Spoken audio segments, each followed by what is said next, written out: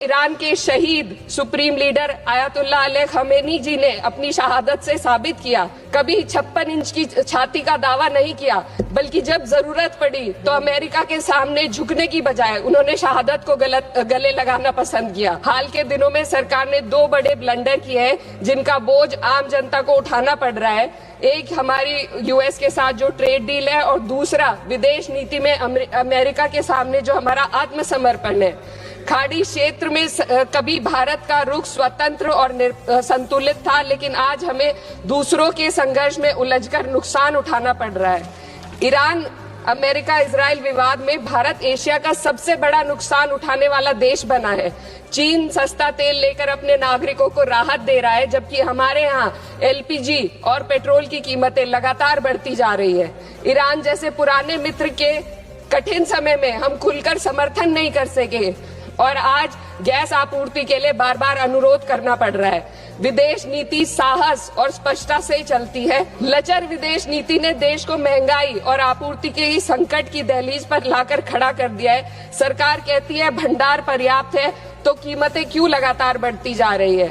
America के साथ जो हाल है वह व्यापार समझौता भी यही बताता है। आज भारत अमेरिका के साथ $40 बिलियन का ट्रेड सरप्लस रखता है, लेकिन इस समझौते के बाद हमें हर साल $100 बिलियन का आयात करना पड़ेगा। इससे सरप्लस घाटे में बदल जाएगा।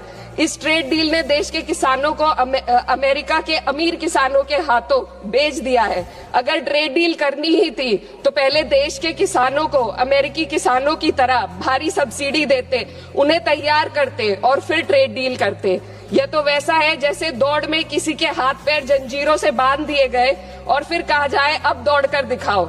हमारे किसानों के हाथ पैर महंगी यूरिया, महंगी बिजली और महंगे कृषि यंत्रों से बंधे हुए हैं। अध्यक्ष महोदय, फाइनेंस बिल पर बात हो और महंगाई पर बात ना हो तो आम लोगों के साथ अन्याय है। आम आदमी के लिए रोजमर्रा के खर्चे महंगे होते जा रहे हैं। एलपीजी, स्वास्थ्य और शिक्षा की महंगाई सबसे अधिक है। सरकार 2025 में महंगाई को 1.7% बताती है। सर 2 मिनट बस कंक्लूड कर रहे हैं। लेकिन मेडिकल महंगाई 14% है, ये एशिया में सबसे ज्यादा है और शिक्षा की महंगाई 12% तक पहुंच गई है। कई परिवार अपनी आय का आधे से ज्यादा हिस्सा सिर्फ एक बच्चे को पढ़ाने के लिए या उसके विवाह करने के लिए खर्च करने पर मजबूर है। पिछले बजट में वित्त मंत्री ने एम्प्लॉयमेंट लिंक्ड इंसेंटिव स्कीम की घोषणा की थी। उम्मीद थी इससे 4 करोड़ नौकरियां बढ़ेंगी।